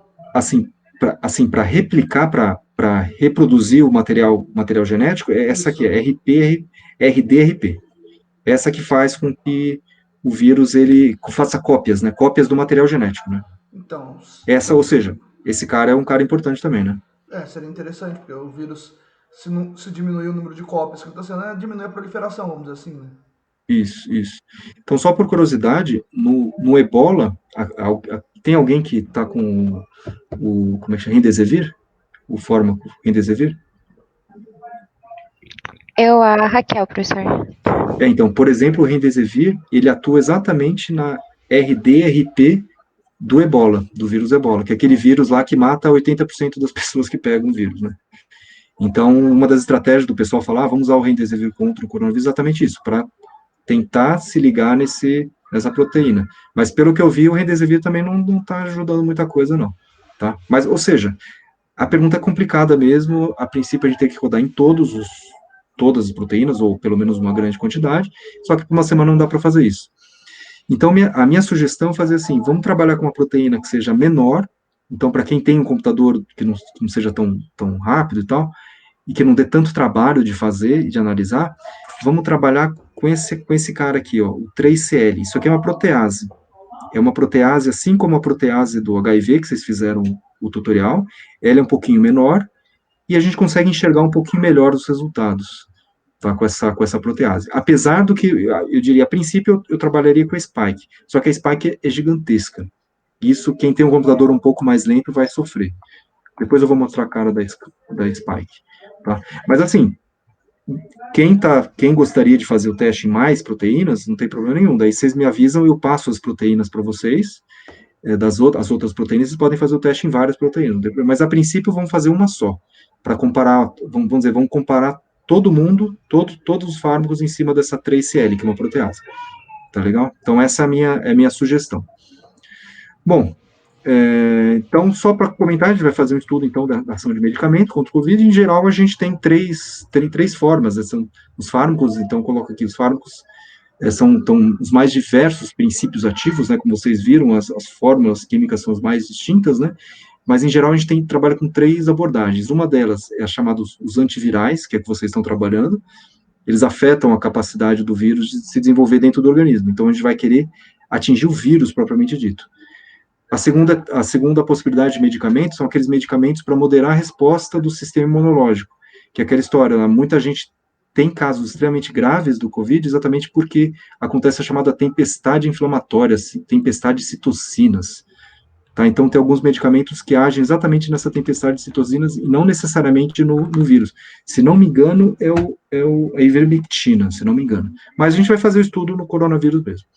E você tem esse terceiro grupo de fármacos, são os anticorpos provenientes de sangue de pessoas recuperadas.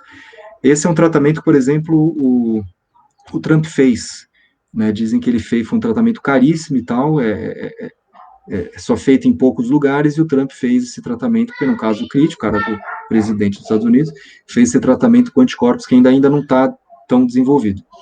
Então, basicamente, o que a gente vai trabalhar é com o item 1 aqui, né?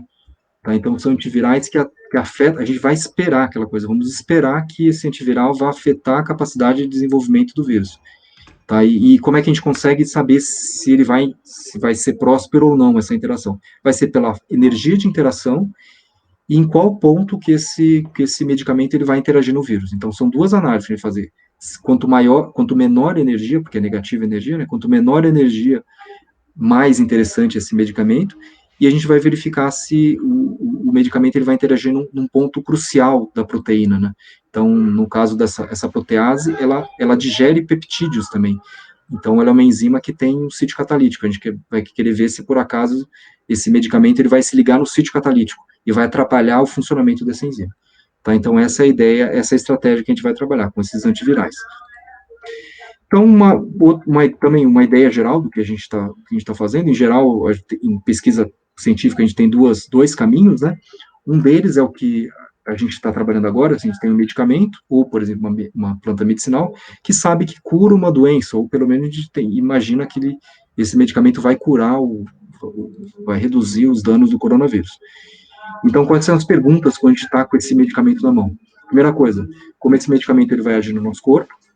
Tem questões em relação à dosagem, qual que é a dosagem que você pode trabalhar ou não, e mais especificamente como é que ele vai agir na célula. Porque, você tomou um medicamento, você tomou hidroxicloroquina, ele vai ser ingerido, ele vai para alguma célula, e na célula ele vai agir contra o coronavírus ou alguma célula e vai fazer com que o coronavírus pare de se reproduzir. Então, a gente quer saber exatamente o que está acontecendo. Então, coloca assim, indo mais fundo, a gente quer saber o que efetivamente está acontecendo exatamente o porquê que essa molécula ela está afetando a maquinaria celular maquinaria do coronavírus para matar o coronavírus. Então, exatamente essa pergunta que a gente quer responder.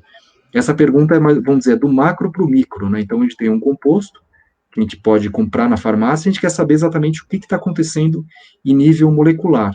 Essa é exatamente a pergunta que a gente está querendo responder com o docking, que é essa nossa primeira abordagem no docking. Tem outra possibilidade, que é quando você sabe que um composto ele já age em algumas células, ele já age em alguma proteína, ele para de funcionar quando você toma esse medicamento, alguma enzima para de funcionar, e a partir dali você quer saber como esse medicamento age no corpo, se ele cura doenças, se ele tem efeitos adversos, e esse é o caminho, vamos dizer, do micro para o macro, né?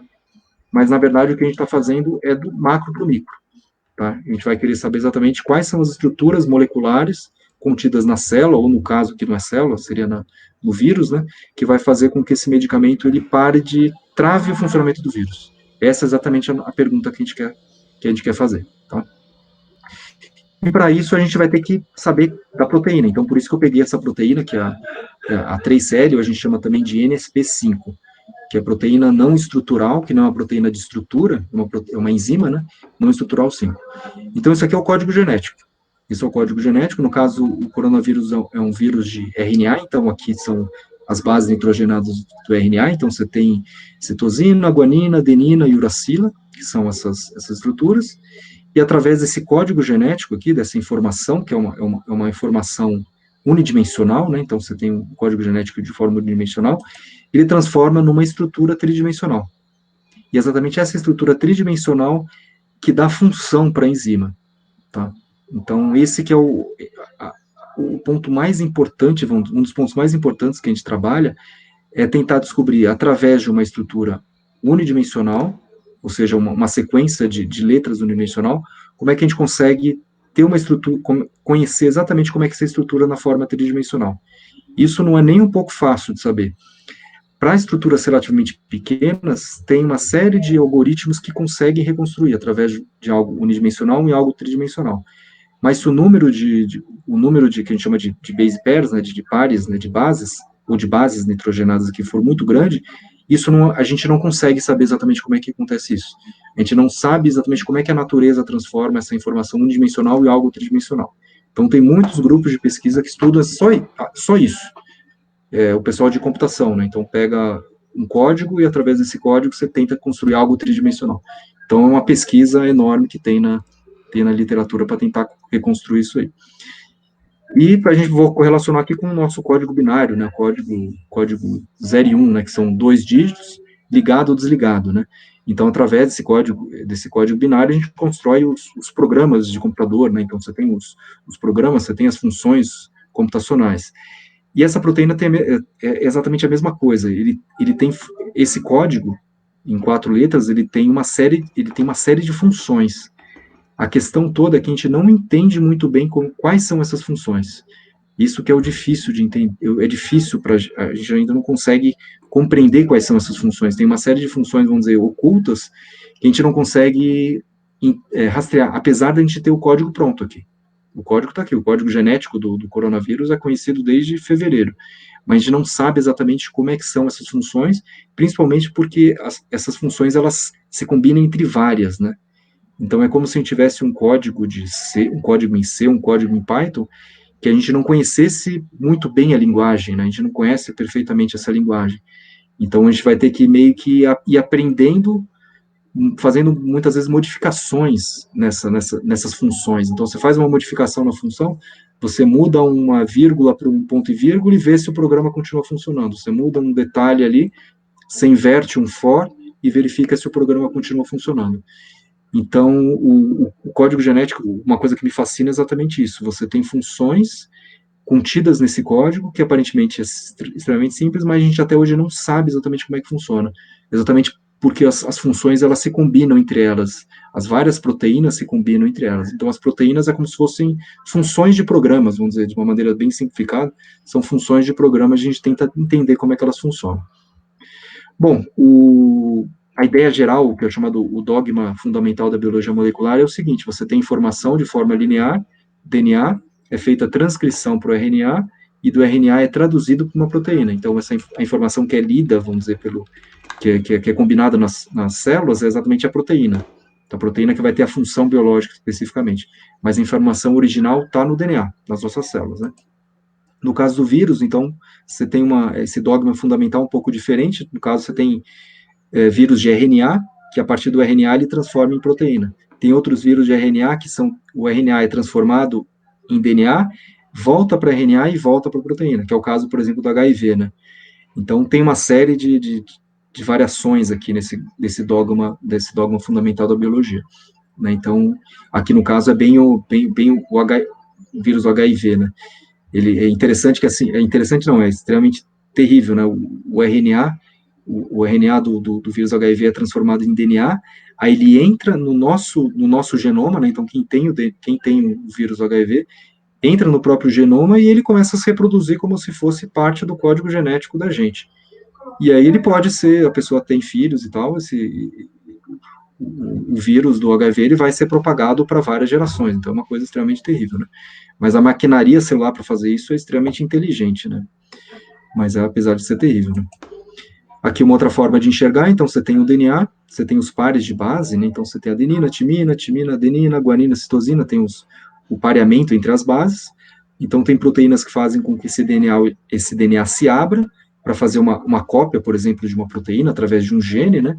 Então tem um RNA, que é um RNA que vai fazer uma cópia, então você tem fita de codificação, fita do modelo, e esse RNA transcrito vem para cá, ele está inicialmente no interior da célula onde tem o DNA, ele vai para o citoplasma, e do citoplasma, então, ele forma a cadeia polipeptídica para formar efetivamente a proteína, né, através da cadeia polipeptídica forma a proteína. Aqui uma imagem que eu achei interessante é essa aqui, então você tem o DNA, que é uma cadeia, isso numa célula, né, nas nossas células, por exemplo, você tem um DNA enorme, com uma série de genes, uma quantidade gigantesca de informação, aí precisa gerar uma proteína específica. Aí o que tem? Você vai ter um RNA que vai fazer essa cópia só daquele trecho, daquele gene, vai para o citoplasma, aí vai se ligar no ribossomo, por exemplo, né, nas organelas, daquelas organelas, por exemplo, o ribossomo, e a partir dali vai formar, então, uma cadeia polipeptídica, né? Então, essa é a sequência genética, né? A sequência genética que a gente tem nos seres vivos em geral, né? Aí tem a questão da tabela de códigos, vou pular isso aqui. Aqui é a cara dos aminoácidos, né? Então você tem os 20 aminoácidos que a gente tem no nosso corpo, nos aminoácidos naturais, né? Os aminoácidos são peptídeos, são polímeros, né? Então essa é a cadeia principal do polímero. Elas vão se combinando por uma ligação peptídica, é uma ligação covalente, e o que difere um aminoácido do outro é exatamente esse R, né? Esse radical. E esses radicais, então, eles têm características distintas, características químico-físicas distintas. Então, esses aqui, os verdes, por exemplo, são aminoácidos básicos. Então, básico, vamos dizer, para um físico, é aminoácidos positivos. Eles são aminoácidos com carga positiva. Esses laranjas aqui são os ácidos. Então, para um físico, aminoácido ácido é um negativo, tá? Esses rosinhas aqui são polares, então eles têm polaridade, mas não têm carga neutra. E esses aqui são os apolares ou hidrofóbicos, né? Então eles têm, em geral, no interior da proteína você tem mais aminoácidos apolares, né? Porque na célula tem muita água, então, em geral, no interior das proteínas você tem muitos aminoácidos apolares. Então eles fogem da água, eles são hidrofóbicos, né? Aqui. Oi, Vicente. Papai já vai. Tá com a mamãe. Não, eu não vi a mamãe. Vai lá. Tá com a mamãe, Vicente. Aqui não tem. Deixa eu pegar. Aqui não tem.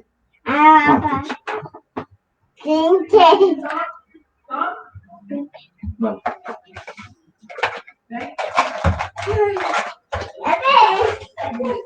Vocês estão me acompanhando aí? Como é que tá? Sim, professor. Uma pausa aí para pegar PP. Sim. Isso acontece nos lares do Brasil por esse ano. Não tem jeito, né? Muito provavelmente o próximo ano também vai ser a mesma coisa, né? Pelo menos o primeiro semestre, né? Então, daí só para comentar, você tem uma série de aminoácidos, né? E o interessante é que os aminoácidos, eles se estruturam, né? Eles geram uma estrutura, então você tem o que é chamado de estrutura primária, né? Você tem a combinação dos aminoácidos de forma não estruturada. Então, a estrutura primária aqui, então, usei o Discovery Studio, tem uma série de aminoácidos ligados aqui, e a estrutura primária é simplesmente, alanina 1, glutamina 2, glicina 3, metionina 4 e tal, ou seja, uma sequência linear, né, desses grupos, dessa forma aqui. Alguma pergunta? Alguém abriu o microfone? Não. Aí, quando essa estrutura começa a se organizar, ela forma a chamada estrutura secundária. Então, a estrutura secundária é quando forma como se fosse aqueles fios de telefone antigo, né?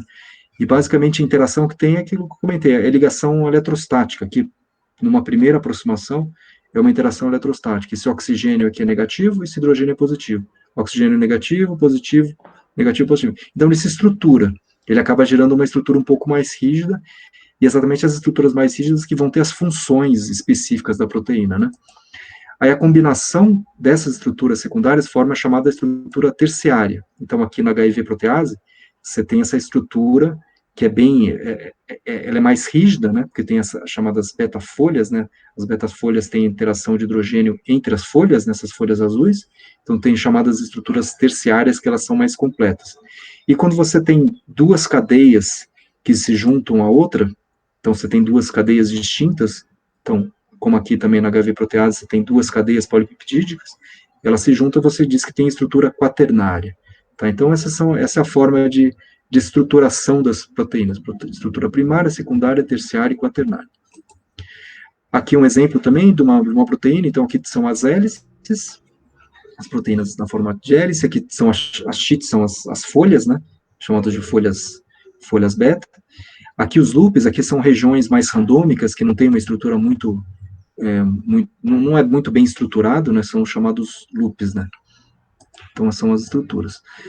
O que eu comentei também naquele primeiro seminário, como é que é obtido efetivamente isso na prática, essa estrutura, por exemplo, aqui, então, é a protease do coronavírus, a maior parte dos resultados vem de cristalografia de raio-x, tem também por espectroscopia de ressonância magnética nuclear, espectroscopia eletrônica, né, e também tem por análise de homologia, ferramentas de inteligência artificial, então tem essa parte computacional aqui para também tentar determinar a estrutura da proteína. Quando os resultados, a gente não tem resultado experimental, a gente vai exatamente para os resultados teóricos, né, de simulação. Aqui para mostrar um caso, então, no LNLS, lá de Campinas, né, o Sirius, um dos trabalhos que ele faz é exatamente construir fazer as medidas, né, de cristalografia de raio-x de proteínas, tem alguns estudos que já estão acontecendo, cristalografia de raio-x de proteínas do vírus e do vírus ligados a inibidores, né, para verificar como é que acontecem essas interações também, né, dos ligantes, né, dos inibidores com as proteínas, né. E também ferramentas de, por exemplo, inteligência artificial, o Google entrou nessa também há um tempo atrás, desde o início do ano, e tem algumas das estruturas que eu trabalho são exatamente dessa empresa chamada DeepMind, que é uma empresa do Google, que faz essa reconstrução através vamos dizer, de um código linear, de um código do RNA, um código do DNA, ele consegue fazer essa reconstrução da estrutura tridimensional quando não se tem algo experimental, né? Então tem uma série de estudos nesse sentido. Como exemplo, então, vou dar 2 exemplos de proteínas virais. Então, talvez as mais conhecidas, que a gente mais ouve falar, é do vírus da influenza, né, o vírus da gripe. Então, quando a gente fala em H1N1, esse H e esse N são proteínas virais. Então, a classificação do vírus da influenza tipo A, é baseada nas 2 proteínas, a hemaglutina, que é essa proteína que também da superfície, né, da superfície aqui da coroa viral, a hemaglutina, e tem a neuraminidase, que é essa aqui, ó, que é uma enzima, na verdade. Tá? Também está na superfície do vírus da gripe. E a gente tem, existem conhecidos 16 tipos de hemaglutina, da H1 até H16, e 9 tipos de neuraminidase, de N1 até N9. Efetivamente, os vírus que infectam os humanos não são todos esses, alguns só infectam, aquela história, tem gripe aviária, gripe suína, porque às vezes são vírus que só infectam só os suínos, só os pássaros e tal, mas, se não me engano, acho que tem uns três tipos de hemaglutina que infectam os humanos, isso eu não tenho muita certeza, mas essa é uma forma, então, da gente classificar, né, os vírus através das proteínas virais, das proteínas que estão em volta aqui da coroa aqui do capsídeo do vírus da gripe, né. Então, um exemplo, né. O outro exemplo, que é o que vocês fizeram um tutorial, exatamente a enzima protease do HIV, então, na verdade, o inibidor ele funciona dessa forma, ele vai se ligar num ponto, onde você tem uma tesoura que vai cortar o polipeptídeo, isso aqui seria a protease, então a ideia é colocar um inibidor bom o suficiente para se ligar aqui nessa tesoura e fazer com que o vírus ele pare de funcionar. A questão é que o vírus ele começa a se mutar de forma aleatória e aí você começa a ter inibidores que perdem eficiência, né, e entre esses outros problemas. Tem um vídeo aqui no YouTube para verificar isso, mas eu acho que isso tem no tutorial, o Marcos ele colocou no tutorial, vocês devem ter visto esse vídeo aqui. E aqui é exatamente o que vocês fizeram no tutorial, o indinavir, é esse composto indinavir. Pelo que eu olhei na literatura, o indinavir não é mais fornecido pela pelo governo federal, né, pelo Ministério da Saúde, porque ele é extremamente tóxico, mas ele está sendo usado para verificar se ele tem alguma eficiência contra o coronavírus. Tá? Então, o medicamento é esse Crixivan, e o princípio ativo é o tal do Indinavir. Alguns fármacos que estão disponíveis como inibidores de protease, tem uma série de fármacos aqui, esses são que estão sendo estudados, os que eu coloquei aqui uma estrelinha, estão sendo estudados como possíveis inibidores da protease do coronavírus, então, eu acho que isso eu passei para vocês, o ritonavir, o lopinavir e o indinavir, que não sei se alguém está, acho que eu coloquei também, né? E esse aqui é o composto do tutorial, né? O indinavir. Uma curiosidade é que vejam que eles são todos muito parecidos com estruturas de aminoácidos, então eles são semelhantes a aminoácidos exatamente para enganar a enzima, só que na hora que a enzima ela detecta esse possível aminoácido para fazer a clivagem, ele acaba se ligando tão forte na enzima que ele acaba inibindo a sua função. Tá? Então eles são peptídeos muito semelhantes aos naturais, né? Tem pequenas modificações. Então, aquela coisa, tem uma engenharia enorme aí para se desenvolver esses inibidores de tal forma que você consiga eliminar o vírus, no caso, o vírus da AIDS. E aqui também, quem é mais, principalmente o pessoal mais antigo aí, muito já ouviu falar do coquetel do HIV, né? Então, uma pessoa que tem HIV, ou mesmo uma pessoa que teve um possível contato com alguém que tivesse HIV, pode começar a tomar o coquetel. Esse é o coquetel que é distribuído desde 2014, né? O tenofovir, lamino, um monte de nome complicado aí, né? São 3 medicamentos que são administrados conjuntamente para tentar combater o vírus, mas não mata completamente o vírus, não elimina ele completamente. E tem outras combinações que eu vi aqui, que é esse composto. Esse aqui é talvez um dos primeiros que apareceram, que é o tal do AZT, que também é trabalhado de forma combinada para que consiga combater o vírus, né? Algumas informações aqui, então você veja que tem alguns que são inibidores da transcriptase reversa. Essa tal da transcriptase reversa é uma enzima que faz com que o RNA se transforme em DNA.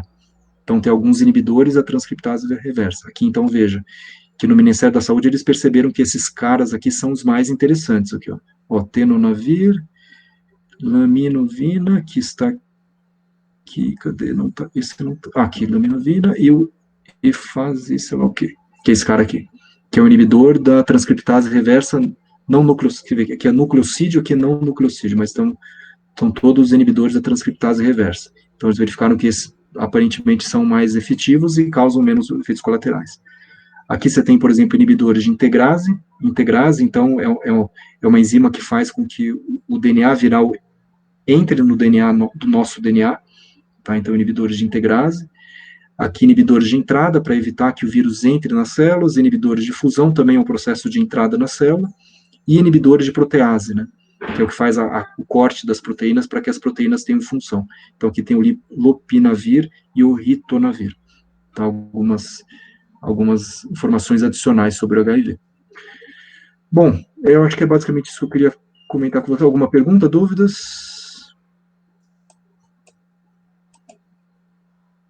Sem perguntas? E agora vamos pensar, então, vamos fechar, assim, com a atividade final, né? De comentar um pouco sobre essa atividade final, o que a gente vai fazer efetivamente, né? Então, vou colocar aqui outra vez a breve apresentação. Aqui é o código genético, eu já mostrei para vocês. Aqui um pouco mais detalhado, são todas as proteínas, então todas as proteínas com diferentes funções, né, que tem aqui no coronavírus, né. Então, aqui são as proteínas, aqui o pessoal chama de proteínas não estruturais, essas aqui são as proteínas estruturais, e essas são proteínas acessórias. Muitas delas não se entende exatamente para que elas, qual que é a função delas efetiva. Talvez até não tenham função, mas não se conhece também as funções dela. Então, aqui um pouco mais destrinchado o código genético, aqui mais informações. Então, o que a gente vai trabalhar é essa aqui, ó, é uma protease, é a 3CL protease, que também ela é bem estudada, são estudados vários inibidores contra essa protease, né. Aqui também para vocês verem a cara da spike, né? Essa é a proteína a espícula, né? A proteína espinho, né? Ela é muito grande, então Se alguém quiser trabalhar com ela, eu envio depois, coloco ali no Drive, mas ela é muito grande, então, e vai ser difícil depois a gente analisar esses resultados, porque ela tem muitas funções, eu também não conheço muito bem dela, que eu achei, peguei alguns artigos para ler, eu achei bem complicado, precisa ler bem mais para conseguir entender, e algumas coisas que o pessoal está falando agora. Então, por exemplo, uma notícia de 6 de novembro, né? O coronavírus, parece que ele está se espalhando mais, né? Mas será que ele é mais letal? Então, as novas variantes infecciosas. Então, o que o pessoal percebeu é que um aminoácido, esse aminoácido 614, aparentemente ele está sendo mais, ele está se espalhando mais do que os outros, do que as outras versões, vamos dizer, a primeira versão, a versão 1.0 do coronavírus, né? E normalmente a gente fala da mutação, ela fala da mutação D614, que era originalmente esse aminoácido, se transformou nesse aminoácido G aqui, que é uma glicina. Então houve uma mutação nesse aminoácido e aparentemente isso está fazendo com que o vírus se espalhe com mais facilidade. Então, aqui outra notícia também da Veja, mostrando que tem uma série de outras mutações que foram verificadas na spike, em todos esses aminoácidos, e se estuda aquela coisa, o estudo ele é muito, o estudo pelo menos experimental, ele acaba demorando muito mais, porque tem que reconstruir a proteína, você tem que verificar se os fármacos interagem com essa proteína, quais são as funções dessas proteínas, e isso muitas vezes não é muito claro de se perceber no laboratório. Às vezes você tem que deixar a pessoa se infectar e verificar, realmente, aquela versão do vírus ela é mais infecciosa por causa dessas mutações, mas muitas vezes é difícil de entender num primeiro momento, ainda mais agora que a gente está tentando combater um vírus e ao mesmo tempo tentar criar uma defesa para esse vírus, né? Então deixa eu mostrar aqui no Discovery Studio essa proteína aqui para vocês verem as mutações aqui. Então deixa eu fechar aqui. Então isso aqui é a spike, essa parte de cima então é a região que vai se ligar na célula, nos receptores celulares, e eu selecionei essas mutações aqui, ó. Deixa eu ver, cadê aqui? Então, uma das mutações é esse ácido aspartico 614. Ó. Então, vocês verem como é que eu faço aqui. Então, é a sequência primária da spike, né? Então, 614 vai ser 614 daqui, ó, 614. Eu já criei um atalho para a gente ir direto para cá. Ó. Então, não sei se dá para ver, são esses amarelos aqui, ó. Então, se não me engano, é exatamente numa região de fusão do vírus na célula. Aconteceu uma mutação, e essa mutação parece que está gerando um efeito, uma maior propagação, né? Uma maior propagação do vírus. Aí tem essa outra mutação, isoleucina 692, mais ou menos na mesma região, e tem essa mutação aqui que está ali vamos dizer, bem na coroa aqui, ó, bem nos pontos de interação. Deixa eu colocar um zoom aqui. Bem nos pontos de interação com a célula, com o receptor celular. É uma outra mutação que perceberam que pode estar fazendo com que o vírus seja mais infeccioso. Então, veja, a spike ela é muito grande, eu acho complicado pedir para todos vocês fazerem esse docking, né? Deixa eu ver se tem mais alguma coisa que eu notei. E eu acho que não. E só uma última figura aqui, é uma imagem aqui do código genético do coronavírus, e como é que é a representação espacial das proteínas, né? Então, veja, cada uma tem uma estrutura tridimensional distinta. Aqui é a spike, por exemplo, né? Algumas foram obtidas por resultados experimentais, outras foram realmente por simulação, né? Por análise computacional. Então, tem uma série de proteínas aqui, e como hoje comentou, né, nosso amigo comentou também, a princípio o ideal seria fazer o estudo em todas, mas aí, nesse momento, é inviável fazer isso, né? Por uma semana é inviável. Perguntas, dúvidas? Entenderam mais ou menos as ideias, o funcionamento, então, das proteínas? Como é que elas agem? Tudo bem? Sim, sim. Então, isso aqui, a atividade final vai ser o seguinte. A gente vai trabalhar, então, com a investigação desses fármacos, chama de fármacos de reposicionamento, né? Através dessa análise computacional. Então, vocês vão colocar um nome, o nome do fármaco que vocês estão trabalhando, coloquem a estrutura 2D também, dá um print na tela da estrutura 2D. Aí eu vou pedir para vocês colocarem alguns usos originais desse fármaco. Então, como naqueles casos que eu mostrei dos vírus contra HIV protease, né, contra o vírus da AIDS, então vocês colocam o original, é utilizado originalmente para combater o vírus da AIDS, então vocês façam uma pesquisa rapidamente na internet para verificar o uso de cada um deles. Isso é algo que talvez seja difícil de encontrar, mas se vocês encontrarem vai ser bem interessante. Se sabe qual que é a biomolécula que efetivamente esse composto está interagindo. Outra vez falando no caso do vírus da AIDS, sabe que a protease, os inibidores que eu enviei para vocês são os inibidores de protease. Então a biomolécula que ele vai inativar é uma protease. E aí entra na proteína que a gente vai trabalhar aqui do SARS-CoV-2. Então a gente vai trabalhar com a chamada main protease. Main protease. Chamado main protease, que é a protease principal, que é a protease que vai fazer com que essa cadeia enorme ela seja cortada em vários pedaços e cada pedaço vai ter uma função distinta para formar os novos vírus, né? Então a gente vai trabalhar com a main protease e aí vocês vão colocar os resultados. Qual que é o resultado do docking? Coloca energia. Coloca o resultado do docking. No resultado do docking é interessante você coloque também a região de interação. Tá? Tire um print da região que ele interagiu com as melhores energias, né? Então, coloquem a figura do DS, né? Tanto em 2D quanto 3D, para ficar mais fácil a gente enxergar. E aí você pode colocar como considerações finais, você vai procurar me responder. Esse composto é um potencial inibidor do coronavírus? Pensando especificamente que ele vai agir nessa proteína main protease? Tá? Então, vocês vão colocar alguns comentários, vocês podem fazer uma pesquisa também para verificar o que já tem disponível, que tem muita coisa disponível na literatura, né? Então, quem tiver um pouco de curiosidade pode pesquisar e colocar as referências que vocês buscaram, as informações que vocês buscaram, quais as referências que vocês utilizaram. Beleza? Essa, então, vai ser a tarefa final. Eu vou colocar no meu site a proteína, qual que é a main protease, né, do coronavírus. Então, só para vocês verem que eu vou entrar no Protein Data Bank. Eu coloco o código para vocês. Então, colocar main protease COVID-19.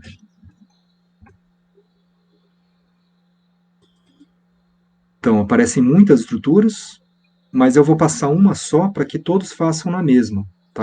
Provavelmente eu acho que vai ser essa aqui, ó, 6L-U7, que foi uma das primeiras que saíram. Saiu na Nature, uma das primeiras. Tá? Eu vou passar certinho para que todo mundo compare exatamente com a mesma estrutura. Porque você vê, por exemplo, essa aqui, ela tem ligado um inibidor. Essa aqui também, ó, tem um inibidor, N3. Essa aqui tem outro inibidor, X77. Né? Então, vamos trabalhar com a mesma proteína e com a mesma estrutura. E aí, depois vocês me enviem até a próxima, hoje até terça-feira, né? Próxima terça-feira, para a gente fazer uma análise, para já fazer uma análise inicial, e aí a gente conversa, termina nosso curso na próxima quarta-feira. Beleza? Perguntas, dúvidas? Tudo bem? Professor, só que eu tinha comentado com o senhor no começo, sim, para eu gerar o PDB-QT através do Discover Studio no fármaco, eu vou montar o fármaco como a gente montou lá, mas para eu gerar esse PDB-QT, eu tenho que gerar aqueles hidrogênios polares ou hidrogênios... Deixa eu fazer... No Discover Studio, não, no Autodoc Tools. Deixa eu te mostrar exatamente como é que vai fazer. Então, vamos pegar aqui, ó. Deixa eu pegar um pequenininho aqui, que é esse aqui. Tá aqui já, né? Essa aqui, por exemplo. Você tem essa estrutura, você constrói ela no Discover Studio, sim, coloca todos os hidrogênios. Aí salva como PDB. Então, coloca aqui, vou salvar como PDB. Com os hidrogênios. Já está otimizado e tal, já está otimizado. Pode até otimizar outra vez aqui, deixa bem otimizado. Salvar outra vez. Como PDB. A minha dúvida é só no Autodoc Tools, quando eu já abri ela no Autodoc Tools, se eu já posso salvar ela direto como PDB-QT, ou eu preciso fazer aqueles cálculos que eu vi que no tutorial que tem que fazer o cálculo das cargas, dos hidrogênios polares, ou se eu coloco todos os hidrogênios, ou se eu já posso simplesmente fazer o output desse ligante. Então, na verdade, ó, deixa eu fazer passar, eu não sei se eu entendi bem, mas assim, eu acabei de abrir, acabei de salvar a estrutura ali, né, tá? Aí eu vou abrir ligante aqui, ó, input. Eu posso abrir por aqui também, tanto faz, tá? Vou abrir por aqui, input, vou abrir. Aqui ele está no, cadê, drive, PDB, ele está como PDB.